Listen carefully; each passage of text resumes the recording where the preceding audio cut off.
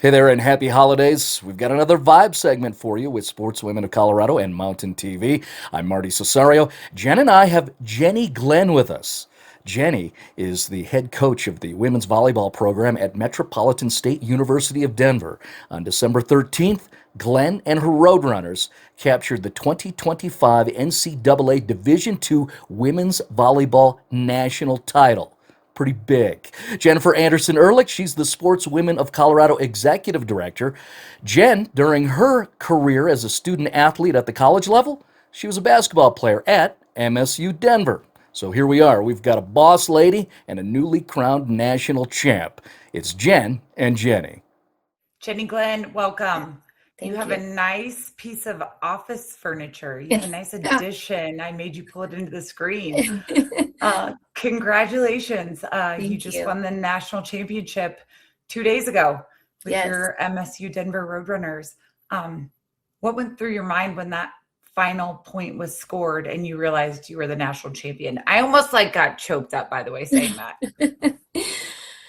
Yeah, it's such a journey, and I just say glory to God. I think it was just his plan from the beginning with this group, and this group was faithful, and it was such a journey of belief that as we stepped in, even to the Elite Eight, but from the conference tournament on, that we believed we were going to win. And so as we stepped in, we had surrendered the outcome. We knew the season would go as it was supposed to go. And there's a whole story behind our identity and the work that we had done as a program to know who we were outside of performance. I feel like every other year it gets to that point, and we care so much because we work so hard that when we get to those moments to win, that it's almost too much pressure. And so we worked really hard on knowing who we were outside of our performance and knowing that our performance doesn't determine our value. And that sounds like a really common thing, but we dug in from, springtime all the way to really diving in at our retreat. And as a staff, Kaden and I, and we brought in Trisha Kroll with our mental training coach, and we made identity a priority. And it was really important that every one of our athletes knew exactly who they are and their unique identity before we stepped into postseason. So when we did, we knew that the battle was already won. We had already taken the victory. We knew who we were, and we could step on the court and play in freedom. And this was, as a coach, the first time I ever coached out of the space of freedom.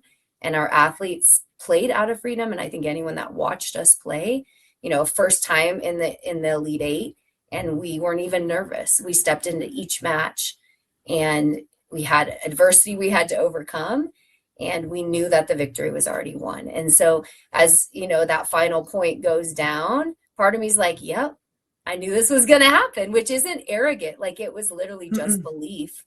And I knew my athletes were dialed in a space that we thought if we could be playing in freedom and in our true identity. In April, we were talking about this. We thought we'd be untouchable, that you can't beat a team in that space that's talented.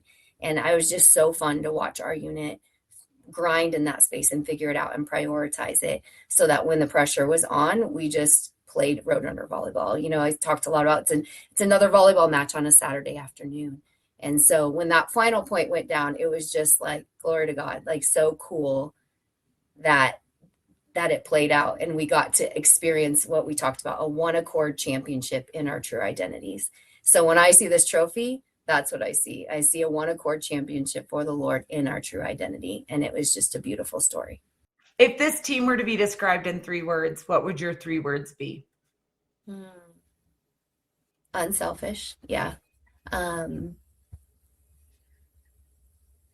Belief. Believers. Yeah. Believers, and fierce. Love it. Yeah. Fierce. I love it. Who is the calmest player under pressure this year? That is a tough one. Maybe Alyssa Boyd. She's kind of our, that when we need to score, we gave her the ball from all year long. Yeah, I think she handled pressure really well, one of our middles. Who surprised you the most this season on and off the court? The unit of our freshmen that played, Brooke Gennerman, Emerson Dillon, and Karina Worley. never played like freshmen. They just stepped on the court and did it. I mean, we're winning a national championship with 3 freshmen on the floor, which is not something MSU Denver's done in the past. We've had a lot of veteran players. So I was just a cool surprise. Most would think I would say Megan Hagar coming in the national championship and doing what she did after Annika went down, but that doesn't surprise me just because of how she handled that situation. And I knew she was capable of that. So for our listeners, fill them in. What happened? Yeah, so in the quarterfinal match, Annika Helf, who's our first team All-American 6 rotation left side, who's carried our team a lot this year, had a knee injury. So she's our lone senior and was our only senior on the roster and went down. Megan Hagar, who started the season as a starter, was beat out by Brooke Gennerman, but stayed in all year and just is like the most unselfish, great character person. Came out and came and played with her or played for Ani the rest of the tournament and ended up the tournament MVP. So she was awesome. Played with no fear and just got after it. Amazing and ready to go. Yeah, so ready to go. Yeah. Ready. Her time popped up and man, yeah, she delivered, right? What's next for you and your team? Yeah, I mean, it's, we talked about we've been in a battle for a while and it's time to rest a little bit. So rest, enjoy the moment. We always talk about we get 30 minutes of celebration after we win. And then plan. We're on to the next. But we can sit in this for a little bit longer before we kind of refocus for what is in the future. And, we step back in the spring and we start training again. And there's so much more to learn about our identities and who we are and continuing to practice and have influence.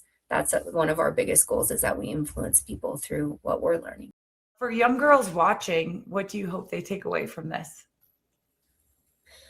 Yeah, I just hope they're inspired that they can play their sport in peace, joy, and freedom, that they don't have to play in a way that is pressure filled or worrying about what people think, and that when they truly understand who they are and their value, it allows them to play free. And that's what, even as we're at the Elite Eight and we're at a banquet and our deliverer of truth, Elizabeth Boyd's giving the speech, it's like, that's our hope for everyone. It's not a secret. We want everyone to know that the way you saw MSU Denver play this last week is possible for everyone. Thank you for supporting Sportswomen of Colorado. They've been telling these stories for over 50 years, and they're just catching up.